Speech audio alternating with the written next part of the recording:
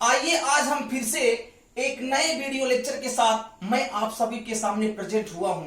और जितने भी मेरे ऑडियंस हैं जो मेरे वीडियो को लाइक करते हैं, सब्सक्राइब करते हैं और अपने दोस्तों के साथ शेयर करते हैं, मैं उन सभी का मोस्ट वेलकम करता हूं और तहे दिल से सबका शुक्रिया अदा करता हूं। गाइस, आज हम एक बहुत ही महत्वपूर्ण इंपॉर्टेंट जिसे कहते हैं टॉपिक्स के ऊपर चर्चा करने वाले हैं, जो ग्रामर कन्वर्सेशन के अंदर, स्पीकिंग के अंदर बहुत ही जबरदस्त प्रयोग होता है। बशर्ते आप लास्ट तक वीडियो में बने रहिएगा ताकि आपको आज के वीडियो लेक्चर का एक तरह से मैं यूं कह लूं कि भरपूर आपको बेनिफिट, एडवांटेज, लाभ आपको मिल पाए। गाइस, आज जो हम सीखने वाले हैं वो एबल टू का प्रयोग करना सीखेंगे। आगे बढ़ने से पहले मैं थोड़ा सा आपको सजेस्ट करना चाहूंगा।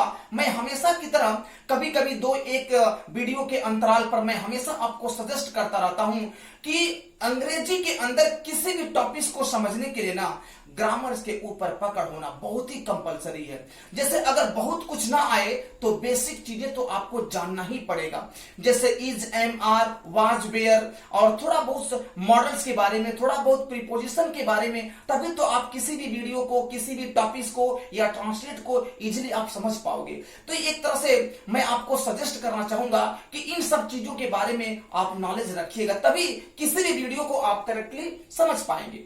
तो गाइस, आज हम एबल टू का प्रयोग करना सीखेंगे। आइए थोड़ा सा कंडीशन देख लेते हैं कि किस कंडीशन में एबल टू का प्रयोग होता है। गाइस, कह रहा है कि प्रेजेंट टेंस में यानी वर्तमान काल में जिस वाक्य के अंत में, मतलब रिकॉग्नाइज आप टेंस आप समझ लें कि जिस वाक्य के अंत में प्रेजेंट टेंस में लेता है, लेते हैं, लेती है या फिर पाता है, पाते हैं, पाती है का सेंस आए ना, तो डेफिनेटली डाउटलेस वहां पर हम एबल टू का प्रयोग करते हैं। एक बार थोड़ा सा और करेक्टली समझ लेंगे। कंडीशन कह रहा है कि प्रेजेंट टेंस यानी वर्तमान काल में जिस वाक्य के अंत में लेता है, लेते हैं, लेती है या पाता है, पाते हैं, पाती है का सेंस आए ना, तो वहां पर आप इज, एम, आर के साथ एबल टू का प्रयोग करेंगे। इज, एम, आर बहुत जनरल चीज है, सबको पता है कि इज का प्रयोग सिंगुलर के साथ होता है, आई के साथ अपने लिए एम का प्रयोग होता है और प्लूरल के साथ आर का प्रयोग होता है, सबको पता है। लेकिन फिर भी मैं एक तरह से प्रैक्टिस के तौर पर, रिहर्सल के तौर पर मैं बता देना उचित समझा।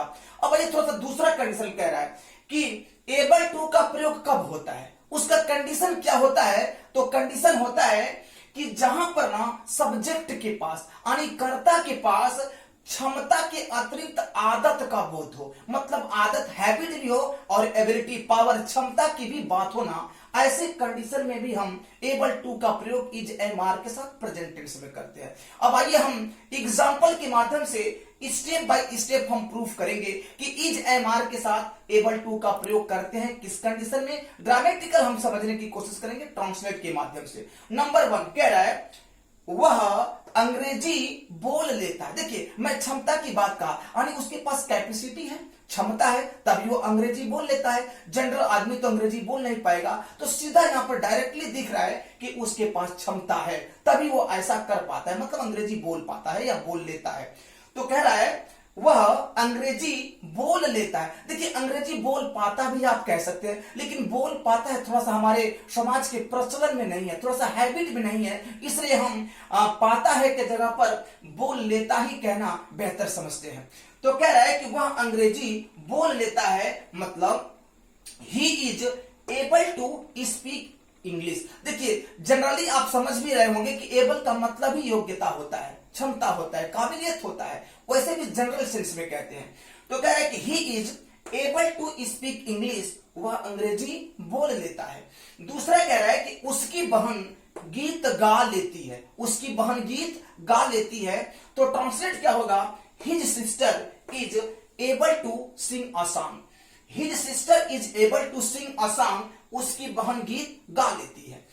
गाइस, दो एग्जाम्पल के माध्यम से आप बखूबी समझ गए होंगे। और एक और कंडीशन में बता देना चाहता हूं एबल टू का क्या एक खासियत है कि कोई जरूरी नहीं है कि आप इसे अफर्मेटिव में यूज करें, नेगेटिव में यूज करें, आप इसे इंट्रोगेटिव में, इसे इंट्रोगेटिव प्लस नेगेटिव में, WS फैमिली पर भी, कहीं पर भी यूज कर सकते हैं, बशर्ते उस वाक्य का सेंस और मूवमेंट डिपेंड करता है। तो आइए हम थोड़ा सा एट लास्ट इंट्रोगेटिव में देख लेते हैं कि एबल टू का प्रयोग कैसे करेंगे। एग्जाम्पल नंबर एट लास्ट कह रहा है, क्या तुम हारमोनियम बजा लेते हो? जैसे लग रहा है कोई किसी से पूछ रहा है कि क्या तुम हारमोनियम बजा लेते हो। तो इंट्रोगेटिव का लक्षण क्या होता है, सबको पता है ना कि जो वाक्य क्या शब्द से शुरू होता है ना वो इंट्रोगेटिव होता है, और इंट्रोगेटिव सेंटेंस में जो वाक्य क्या शब्द से शुरू होता है तो ऐसे कंडीशन में हम क्या शब्द की अंग्रेजी नहीं लिखते हैं। देखिए एक बहुत और मैं मिस्टीरियस चीज बता रहा हूं जो बहुत कम स्टूडेंट जानते हैं, क्या शब्द को डमी वर्ड कहते हैं। डमी वर्ड, और डमी वर्ड का मतलब होता है दिखावटी शब्द। यहां पर क्या है ना, केवल दिखाने के लिए, लेकिन हम इसका यूज रिटन में नहीं करेंगे। अर्थात मिला जुलाकर मैं ये कहना चाहता हूं कि क्या शब्द की अंग्रेजी नहीं लिखेंगे तो करेंगे क्या, एज पर कंडीशन, ऐसे सिचुएशन में ना इज एम आर को सबसे पहले यानी हेल्पिंग वर्ब को सबसे पहले लेकर चले आएंगे। यानी यहां पर तुम है तो सिंपल है कि तुम की अंग्रेजी यू होता है और यू के साथ प्रेजेंट में आर लगता है, ये जनरल चीज सभी जानते हैं।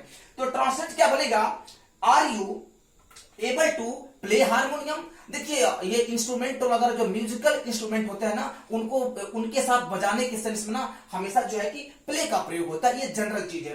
तो कह रहे कि क्या तुम हारमोनियम बजा लेते हो, यानी are you able to play harmonium, क्या तुम हारमोनियम बजा लेते हो। गाइस मैं आशा करता हूं कि मैं बहुत एक तरह से इजीली पैटर्न के माध्यम से मैं आपको समझाने की कोशिश किया और आप समझ गए होंगे।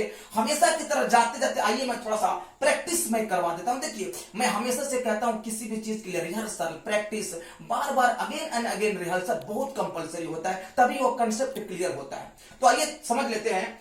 कह रहा है कि वह अंग्रेजी बोल लेता है, he is able to speak English, उसकी बहन गीत गा लेती है, his sister is able to sing a song, और एट लास्ट कह रहा है क्या तुम हारमोनियम बजा लेते हो, are you able to play harmonium. My dear, अगर आपको वीडियो पसंद आया हो तो मेरे चैनल को सब्सक्राइब, वीडियो को लाइक करके जरूर जो है कि अपने दोस्तों के साथ शेयर कीजिएगा ताकि दूसरे लोग भी एडवांटेज ले सके। आज के लिए बस इतना, थैंक यू सो मच।